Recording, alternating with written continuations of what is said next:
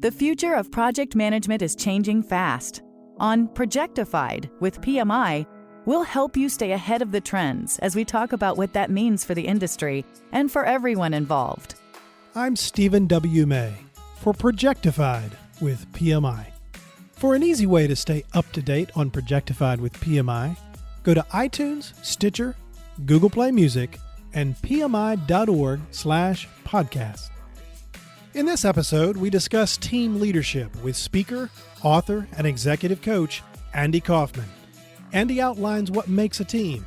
He defines the mission of team leadership and argues a compelling case for the surprising role of challenge and risk in bringing out the best in the teams you lead. Andy, I have been looking forward to having this conversation with you. I've had the opportunity to talk with you a little bit outside of today's podcast, but having you here and having you face-to-face is a special treat. So thanks for being a part of it. Well, thanks, Stephen. I'm really looking forward to the discussion. You have a special emphasis in your work on teams, on team effectiveness, on leadership, and we'll get into a little more about what you mean by that. And I don't know if there's a topic that is more valuable and more appropriate to people who make their livings and make their lives around leading and participating in major projects. When I think about the role that projects play in modern business, it is in many ways the lifeblood of those businesses. Right. You know, you think about the fact that people are constantly saying, you know, the world is changing, business is constantly changing. Well, those changes all happen somehow in the context of projects. Yeah, Am I overstating it? No. Okay. No, and so associated that is with teams. But Right. I can't tell you the number of times I'll be working with somebody and I say, now you need to pass that by your team. And the person's like, Andy, I don't know what you're talking about. I am the team. They're like, it's not like They're kind of looking behind them like, who is it you think is back here? But the truth is, it is a collection of stakeholders. It is effectively, we have to get work done in projects. We get work done through people. So it's projects and teams. Well, I think in the same way that sometimes people don't think of themselves as by career as a project manager, but you look at what they're doing and you say, I don't care what you call yourself. You are managing projects or you are managing a project. I think in the same way, whether or not there's a charter that has a list of names on page 2 under the heading team, you know, you look around and you say, these are the people you're doing this with. They may or may not be committed to it, but that's the team that you're working with. So, Absolutely. So I think that fits in your sort of broad definition. Okay. Absolutely. All right. So first, let's jump right in. When you talk about leadership, again, a special emphasis for you. What's in there? How big is that basket? What do you mean by leadership? Right. Yeah, it's a great question. So I've had the opportunity to interview a number of different people, like John Cotter from Harvard, and I may not get it word perfect, but his definition is that. When we're doing leadership, if we articulate the vision, so we define that, we align people with it, we inspire them despite obstacles. So that's a pretty standard. There's a place we need to go, and we need to get aligned. People aligned there. I've had Jim Kouzis on our podcast twice. He and his writing partner have sold millions of copies of the Leadership Challenge, and he says it slightly different. He goes, leadership is a relationship between those who aspire to lead and those who choose to follow, which I think is a really good definition in that some people say, well, I want that role, Stephen, because I'll get a raise. They aspire for a title or they aspire for a salary increase, but they don't aspire to lead. Right. And then that second part of it, they choose to follow, which is an important part, because sometimes people think, well, I got the title. I don't care if it's project manager. I don't care what it is. If I've got the title, I'm the boss. But people, you could argue in many respects, everyone who's leading a team, they're leading a team of volunteer employees. I mean, they're volunteering their effort. They're volunteering. So when I'm talking about leadership, it's the broadest sense of on a personal basis, what do I aspire, and who am I been asked to take this team, and do they want to follow? Will they choose to follow me? And not because necessarily I'm even the boss. Maybe I'm trying to influence a stakeholder, but I want them to follow with the idea. Right. And even beyond those definitions, there's this guy named Justin Menkes who wrote a book, Better Under Pressure. it's actually my favorite definition of leadership. It is maximizing potential. And he goes, it's maximizing potential in ourselves and in the people that we lead. And what I love about that one is I think too often what we think is, Stephen, when you're running your projects, when I'm running my projects, whoever's listening to us, they're running their projects, we think our job is to hit a date, to deliver. But if we also load in the fact that it's to deliver results, but it's to maximize their potential. And though it's not politically correct to say this, and please understand what I'm saying, not everyone has the same potential. They do as a human, for sure, but some people don't. They want to stay technical. They don't want to go into management. They don't want to be in their potential. So it's for every person around us, what can we do to maximize their potential as we go about delivering? And that definition has served me well. Am I maximizing my potential? Yeah. And then the people around. No, I love that. I think it places a very high bar. Yeah, I mean, right. I love the idea of it, but when you think about the idea that I'm not just leading to achieve a particular defined objective, there you go, but to increase and maximize the potential of the people around me, that's a different task. Yeah. Right. You know, maybe it contains the first task, but there's another really big one added to it. That responsibility to sort of own the development and the effectiveness of those around us. That's powerful. And you can maybe even, if it maybe stretch it a little bit further, that much of what Agile is maximizing the potential, the value we can deliver. So it's maybe somewhat related. How do we maximize the value of what we can get out of this project? How do we maximize the value out of the people around us? How do we maximize the value that we could provide if we said, you know what? I wanted to go to that conference that Stephen's at right now, but I just didn't take the time. They're not maximizing their potential. You know, it's like investing in their PMI chapter and going to those meetings and networking. And so I found it to be a good guiding principle. Are we maximizing the potential of the people around us and ourselves? Yeah, that's powerful. Yeah. I want to go back to something you said a couple of minutes ago. You were talking about this difference between those who aspire to lead and those who really are aspiring to what they believe are the fruits of having been in leadership. And so let me ask you, if the motivation is different, so there are those that truly aspire to lead and those who decide to follow, and then you've got those who are really motivated to what they perceive as leadership roles because they believe they're the fruits of that on the other side. Does it matter? Does it matter? What's the difference? Yeah. So I've had over 250 coaching clients, and this has only happened once. But this person I was working with said, my boss, they sit at their cubicle, they sit on their desk. They don't make decisions. They just, you know, when we need something done, they'll be like, well, what do you guys think? And they don't lead. At one point, this person said, I asked my boss, like, don't you think you ought to make this call? And he goes, I don't want to make this sort of call. You know, I don't want to do this. And so does it matter? Yeah. He would say it slowed everything down. Things didn't get decided. People were unmotivated. I had another client who worked at a place where the VP was like 6 months from retirement. Yeah. Didn't want to make any decisions because I don't want to screw it up. And, you know, too often people think, well, it's just a small circle that's going to be impacted by this lack of leadership. But really, you look at those just two examples, there's this ripple effect of impact from apathy to entropy. You know, it just slows things down. Things break down. We don't innovate because of it. So, I don't want to overstate it, but I think there's a way you could say that everything that we're working on rises and falls on leadership. Yeah. And it doesn't mean just on one person, but even a shared leadership, that we're all willing to say, hey, I'm willing to maximize my potential. I'm willing to grow and to learn from this. Where are we going? What are roles and responsibilities, right? That's just like basic blocking and tackling for project management. Yeah. So I want to come back, of course, to the leadership topic, but before we do, I want to connect it over to the teams topic and the teams concept. So you do a lot of work around team effectiveness. So define it. Define what you mean by teams, and then tell me, is that changing? Right. Is what we thought of as a team yesterday, is that different from what it is tomorrow, or are the teams the same as, building the pyramids or, going to Mars in a few years? So I've had the opportunity to speak on every continent except Antarctica. I haven't worked out any clients there yet, but I was over in Kenya and I asked somebody tell me about your soccer team. And they're like, a lot of talented people that can't win a game.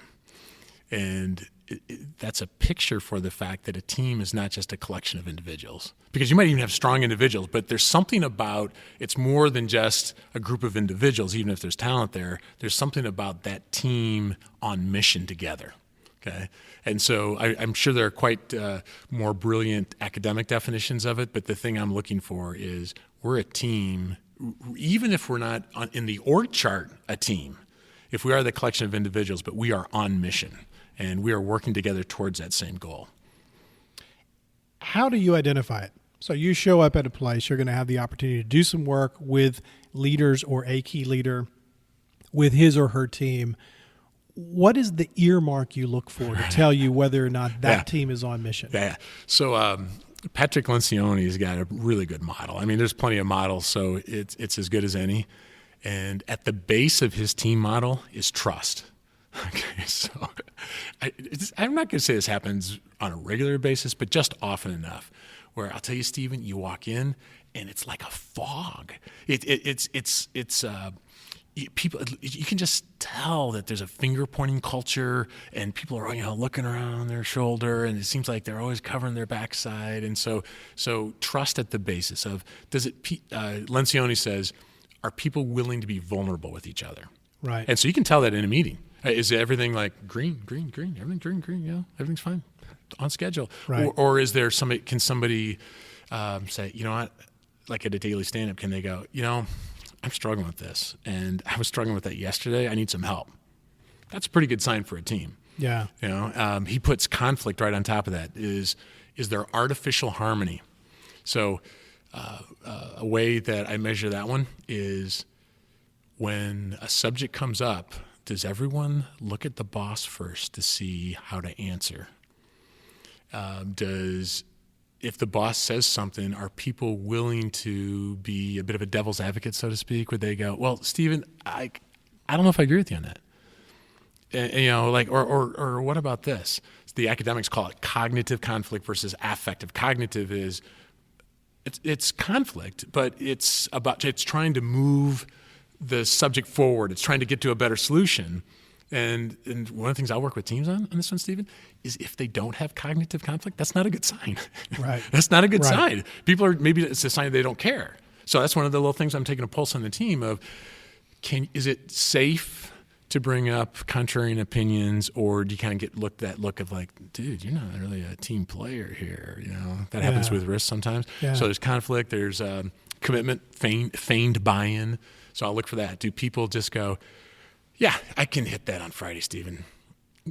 But it's like everyone knows that they're not going to hit it by Friday. So those would just be a couple examples of, and that's directly from Lencioni's model there, the kind of the bottom levels. He has more on top of that, but accountability and results and things like that. But usually, well, first of all, usually I don't get called if everything's going perfect anyway, so it does make my job a little easier. Right, exactly. But I'll look for that trust thing, and Stephen Covey's line, I think, is one of the best, that you develop trust by being trustworthy. Let me pause on that for a second, because again, this is something that I've been paying a lot of attention to and talking with clients about and working with clients on.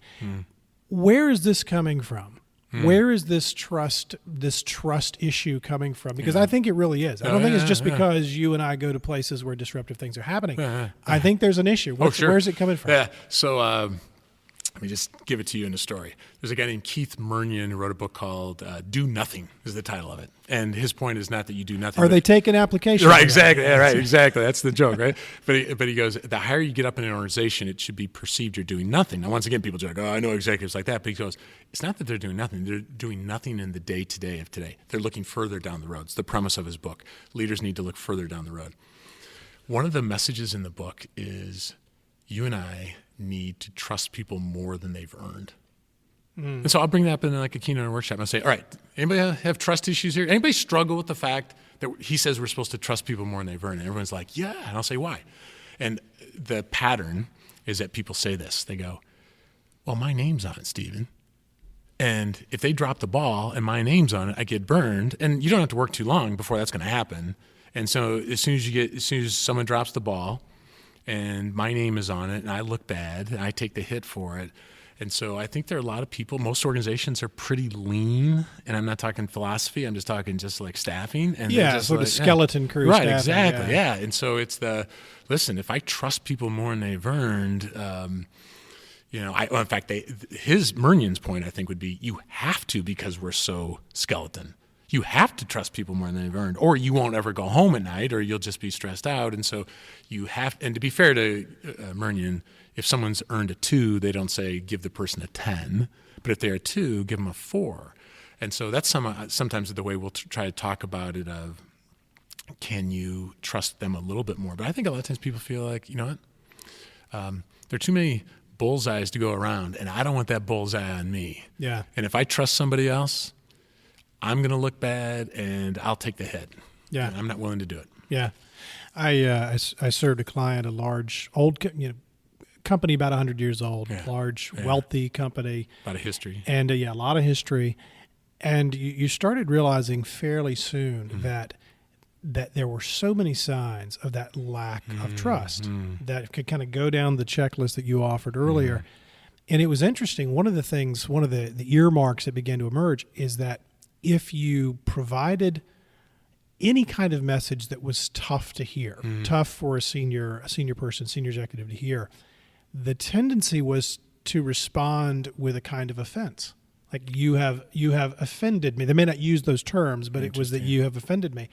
And I thought that's an interesting kind of coping mechanism where it wasn't just someone as an external consultant, but they couldn't say tough things to each other either. Yeah, that's that artificial harmony. Yeah. Because somebody told me at his company, it's one of those companies, and this might have been the true of your place that you're talking about, they have, generally speaking, a no layoff policy. And so once you're there, you're kind of there for life, which you'd think would be a really good thing. But one of the interesting dysfunctions, he said, is that if you tick somebody off in year 1, you're with them for the next 3 decades. So it turns into this, you got to play nice. Yeah. And I think, although we're sort of all on the same life raft here. Yeah, right. And I don't think he said it this way, but I think that offense of like, how dare you? I mean, you're trying to throw me under the bus here. You know? Right. Yeah. Right. Yeah. Interesting. Interesting. So, again, going back to the teams concept, you've done a lot of work around, and you've talked a lot about and helped a lot of organizations around team alignment. What have you learned about team alignment? If you're going to give me the 2 minutes, Stephen, here's how to get smart on team alignment. Where do I start? What's most important? Yeah, I guess one of the interesting things is as I get older, I have less satisfaction for simple answers to complex problems. So, but that's, you know what I'm saying? That's a reflection of my incredible youth. But for example, so the simple answer is we have to have a firm understanding of what we as project managers would say the charter sort of stuff.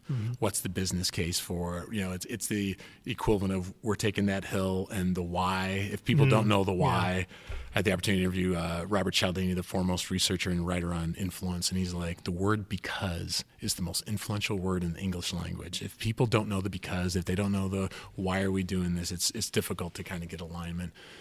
And so at the high level, I can't get anywhere with alignment if we don't know that.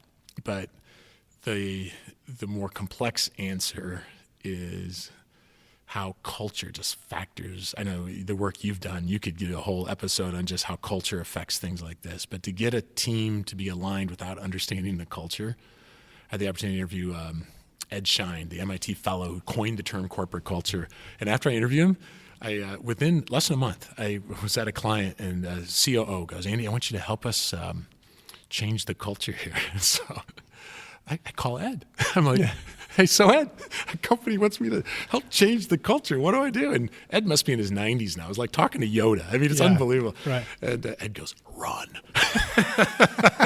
He goes, you can't do it. And so his point is, you can't do it from the outside. Anyway, his point was. And there may even be exceptions to what he's saying, but his point is if they're not willing to do it internally, and I know you've made a wonderful living doing that, helping people kind of think through and how do you change and do that.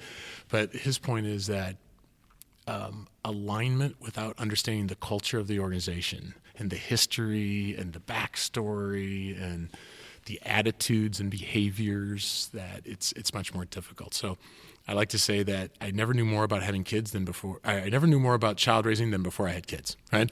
I was an expert until I had the kids. Right. And so as much as I love working with teams and as much as they're really good established models, it's always this trying to fight against my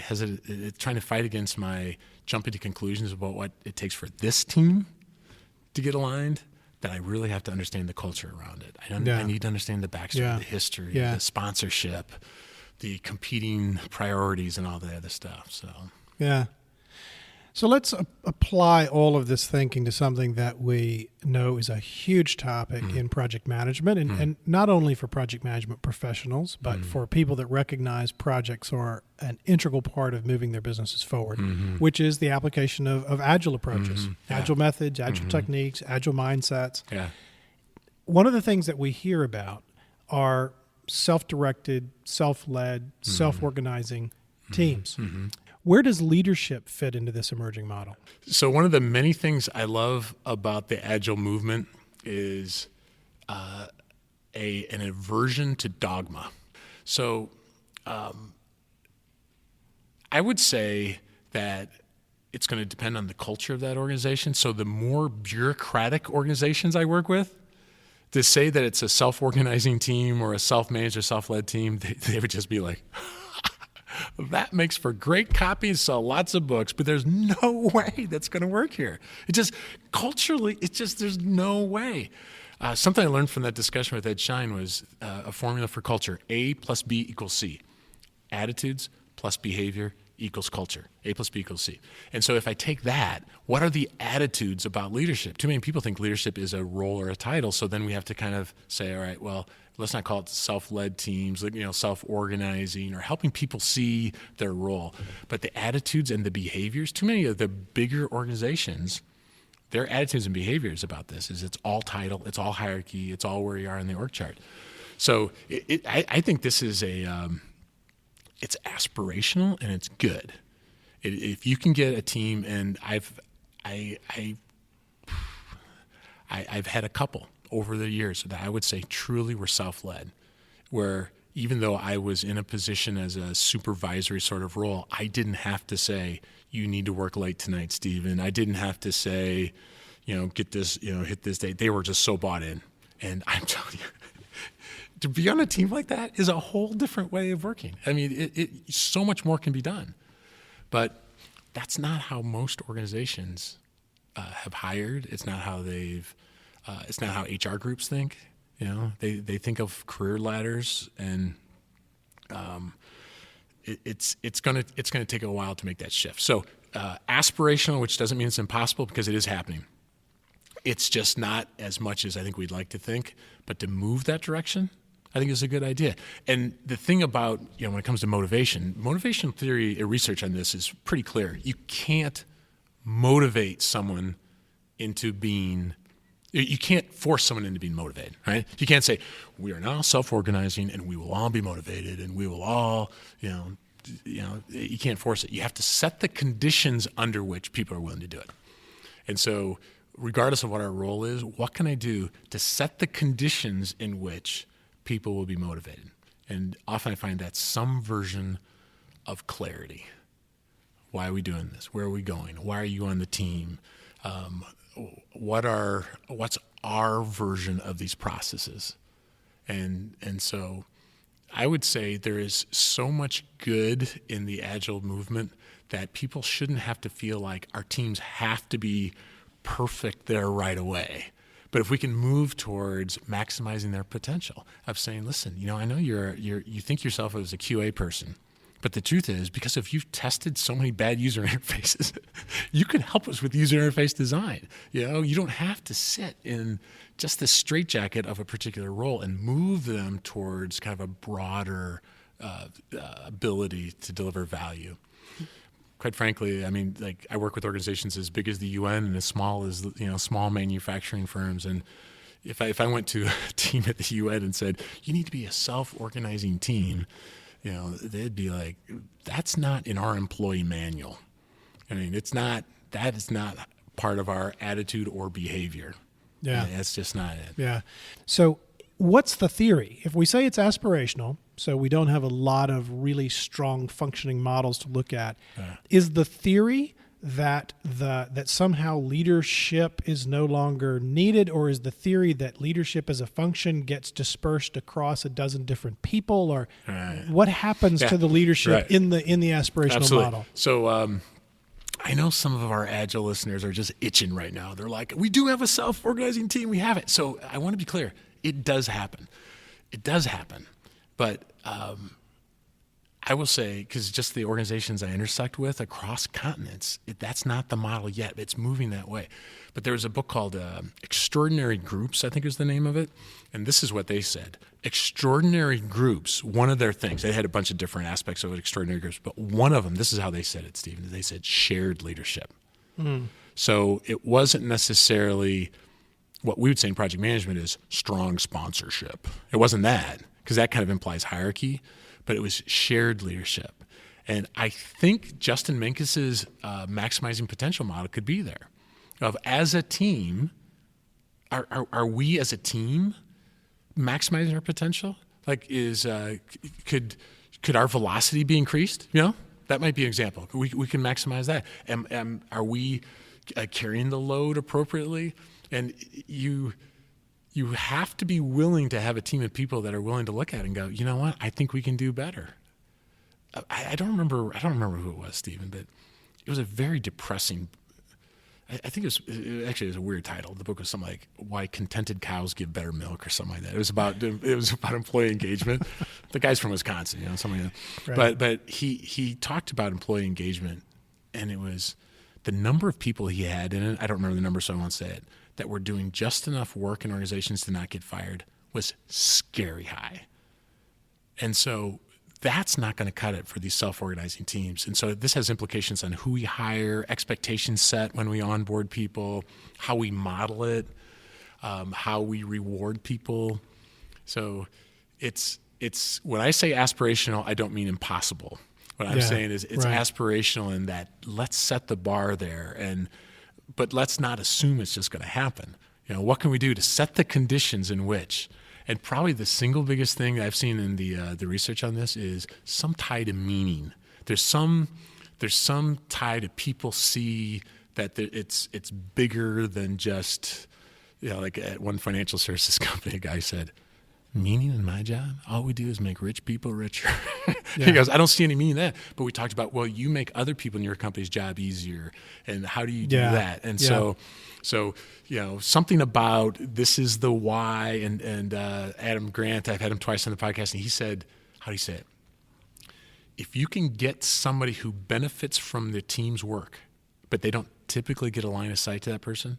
So whoever benefits from your work, get that person in front of your team and get them to say, Stephen, I've listened to your podcast now. I've listened to a bunch of episodes. You have helped me, Stephen, become a better project manager. What's that going to do to you? Right. So it's much more motivating. So if we can get somebody in front of our team, that could maybe be something where people see, wow, what we're doing here really makes a difference. Yeah. You mentioned Patrick Lencioni earlier, and what you just described there reminded me of something he covered in his book, 3 Signs of a Miserable Job. And of course, I don't know that book. Yeah, I thought it was quite good, but he, a number of years ago that I read it, but he, what he's really describing there when he talks about the 3 signs of a miserable job, you can kind of turn the whole thing around and look at 3 things that have to be true for a job to be sticky and satisfying and so forth.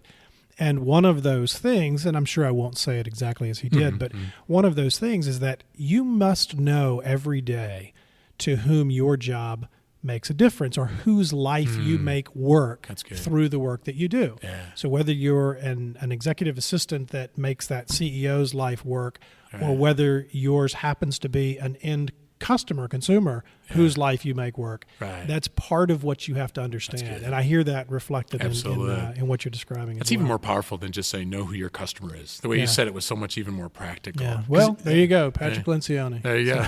He's worried now, man. Yeah. So listen, I know we're gonna run out of time. You're gonna dash out of here in a few minutes. But another thing I wanted to visit is you have talked about, I know you've given a lot of thought to how effective teams are constructed. You know, there's a selection component, there's a development component, there's an alignment component, there are skills and mindsets team members need, there are skills and mindsets that leaders need. Where does the hiring process come into this? When we have the opportunity, and maybe sometimes we do, but we don't recognize, how important is hiring for team effectiveness? Wow, that's a great question there, Stephen, because there's some interesting research by Bob Sutton out of Stanford that talks about the impact of one bad apple. Okay, so if someone Googled Wall Street Journal, Bob Sutton, one bad apple, they'd get the article. And one of the things he talks about, he actually breaks bad apple into, like a good academic will be, to what does it mean to be, he calls them jerks and slackers. And he has a definition behind what those are. But just one, and I believe the just one on a team drops the team performance, I think it was 40%. One, it was like 35 or 40%, something like that. Just one person on the team, and a slacker was a withholder of effort, and a jerk was something like violators of social norms or something like that. Right. Just one person like that dropped the performance of the team. Think about that. You're losing 2 days a week out of the team performance because of that one person. So you bring up a great point of how we hire and really thinking through. I mean, the research on hiring effectiveness, like as far as interviewing questions, we stink at it. Yeah. Just generally speaking, I mean, there's all kinds of biases, there's all kinds of crazy stuff in there.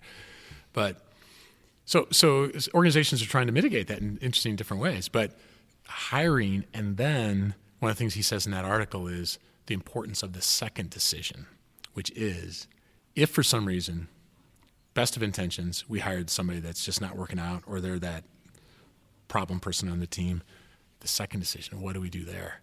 And I've been significantly impacted by Dr. Henry Cloud. He's got this statement. He says, you get what you tolerate. And there's a lot of teams that are tolerating that person that is not following what we're trying to do with this transformation, or they're not, sure, we're supposed to go up to the Scrum board and figure out what in the backlog, which would be the best for me to do or whatever. And this person always takes the easiest one or milks it, and so they're not really stepping up to the challenge. You get what you tolerate. I was heavily impacted by a guy, David McClellan, a Harvard researcher, no longer alive, but he goes, we're most motivated if we only have a 50 to 70% likelihood of success. Wow. Think about that. Yeah. I mean, most of us, right? We want 100% likelihood of success before you take a new job, new role, or whatever. He goes, we're most motivated if we only need 50 to 70% likelihood of success. So the way how that's helped me there, Stephen, is we tolerate those people on a team that aren't carrying their own. But too often we don't challenge them. They're not challenged. And so, if you've got a person, whoever's listening, if you got a person on your team that's not carrying their weight, guess why they're not carrying their weight? You're tolerating it. And so what do you need to do to challenge them? Give them more than what we've been giving them.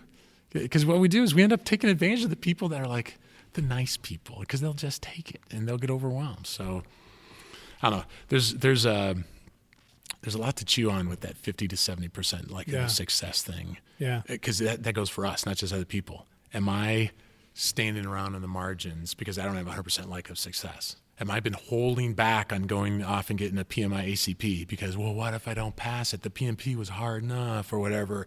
Am I holding back because I want plausible deniability? If that project goes south, I had nothing to do with it. Right. Go all in. Yeah. At 50 to 70% likelihood of success, gets more motivated. Andy, it has been a pleasure. I could do this for hours. Oh, man. Thank you, Stephen. It's a real honor to be on your podcast. Thank you. Well, look forward to doing it again.